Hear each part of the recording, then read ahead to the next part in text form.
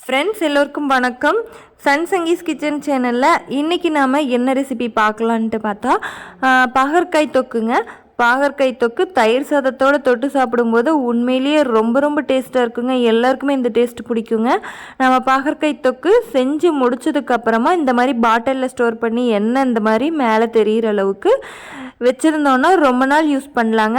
வாங்க எப்படி செய்யலான்ட்டு பார்க்கலாம். 3 பாகற்காய் எடுத்துக்கலாம். ஒரு கிரிக்கெட் பால் சைஸ்க்கு புளி எடுத்துக்கலாம்.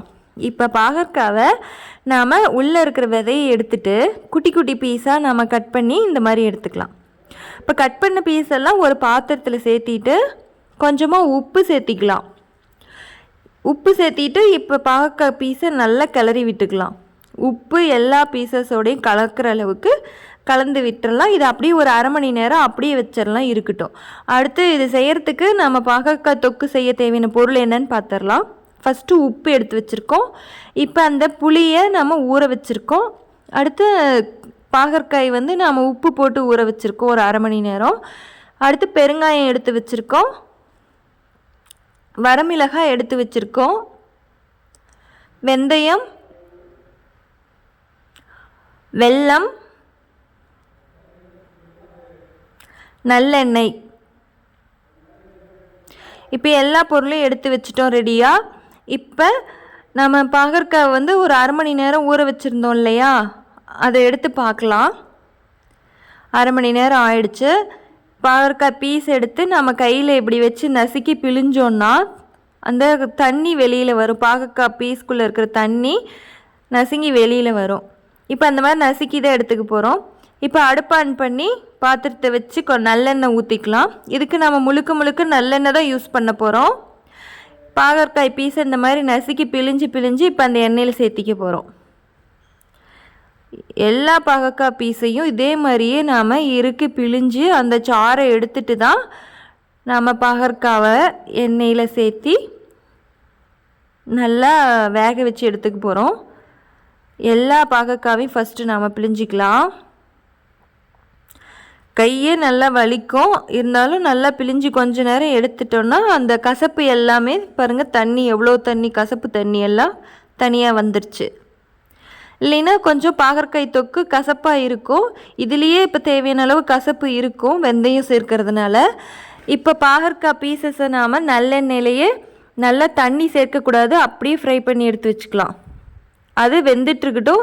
இன்னொரு வானலியை இன்னொரு அடுப்பில் வச்சுட்டு எடுத்து வச்சுருந்த வெந்தயமும் வரமிளகாவையும் சேர்த்திக்கலாம். சேர்த்திட்டு இதை எந்த ஆயிலும் சேர்த்த வேண்டாம், ட்ரையாகவே அப்படியே நம்ம வறுத்துக்கணும். நல்லா வரமிளகாவும் மொறுமொறுன்னு ஆகணும். வெந்தயமும் நல்லா கலர் கொஞ்சம் மாறி வரும்.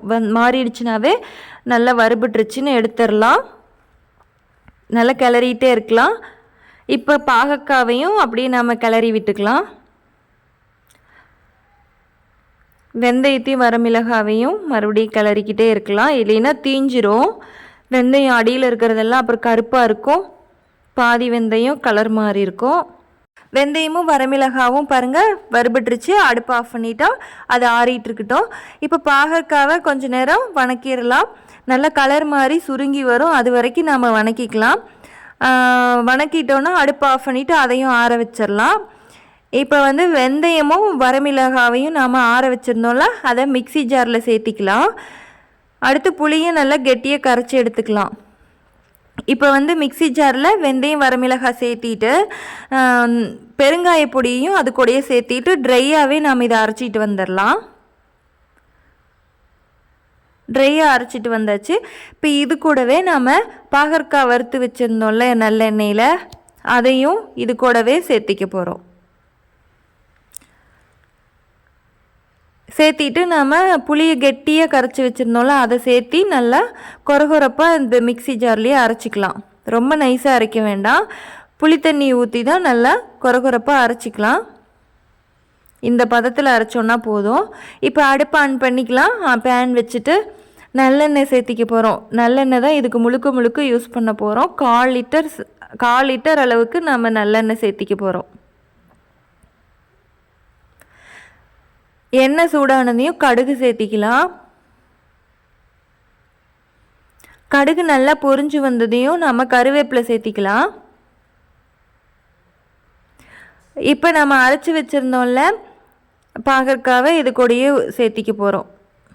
சேர்த்திட்டு நல்லா கிளறிக்கலாம். ஜார்லேயே இன்னும் கொஞ்சம் பாகற்காய் ஒட்டி இருக்குது, நம்ம அரைச்சதில் பாதி அதில் இருக்குது. ஜாரில் இருக்கிற பாகற்காயும் சேர்த்தி இப்போ இது கூட வலித்து கொட்டிக்க போகிறோம். எல்லாத்தையும் சேர்த்தி நல்லா கிளறிக்கலாம்.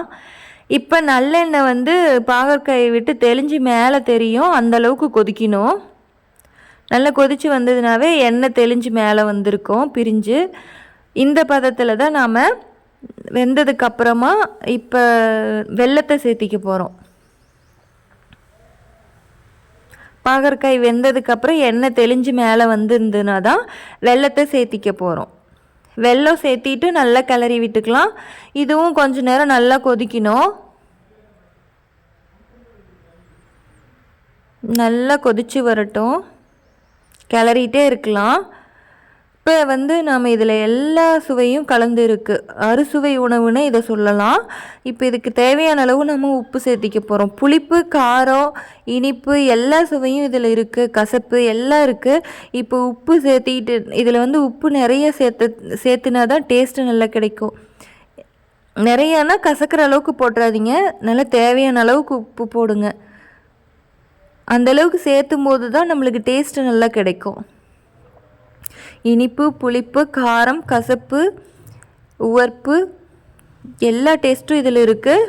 உண்மையிலேயே ரொம்ப ரொம்ப டேஸ்ட்டாக இருக்கும். பாருங்கள், எண்ணெய் தெளிஞ்சு மேலே வந்து இந்த மாதிரி நல்லா கொதிக்கிற ஸ்டேஜ் வரணும். அது வரைக்கும் நம்ம நல்லா கிளறி விட்டுக்கிட்டே இருக்கணும். அந்தளவு கொதிக்கும் போது தான் நல்லாவே டேஸ்ட்டு கொடுக்கும். ரொம்ப நாளுக்கு நம்மளுக்கும் இது கெடாமல் இருக்கும். அவ்வளோதான், அடுப்பை ஆஃப் பண்ணிடலாம். அவ்வளோதாங்க, ரொம்ப ஈஸியாக நம்ம பாகற்காய் தொக்கு செஞ்சிட்டோம். இந்த பாகற்காய் தொக்கு நல்லா ஆற வச்சுட்டு ஒரு கண்ணாடி பாட்டிலில் ஸ்டோர் பண்ணிட்டோன்னா ரொம்ப நாளைக்கு யூஸ் பண்ணலாம். பாகற்காய் தொக்கு பாட்டிலில் சேர்த்தும் போது அந்த தொக்குக்கு மேலே எண்ணெய் வந்து தெளிஞ்சு இந்த மாதிரி நல்லா மேலே எண்ணெய் நிற்கணும். இந்த மாதிரி நின்னா தான் ரொம்ப நாள் டேஸ்ட்டாக இருக்கும். கண்டிப்பாக ட்ரை பண்ணி பாருங்கள். ட்ரை பண்ணி பார்த்துட்டு டேஸ்ட் உங்களுக்கு பிடிச்சிருந்ததுன்னா கண்டிப்பாக சன் சங்கீஸ் கிச்சன் சேனலுக்கு சப்ஸ்கிரைப் பண்ணுங்கள் ஃப்ரெண்ட்ஸ். கண்டிப்பாக பண்ணுங்கள் ஃப்ரெண்ட்ஸ், சப்போர்ட் பண்ணுங்கள் ஃப்ரெண்ட்ஸ். தேங்க்யூ.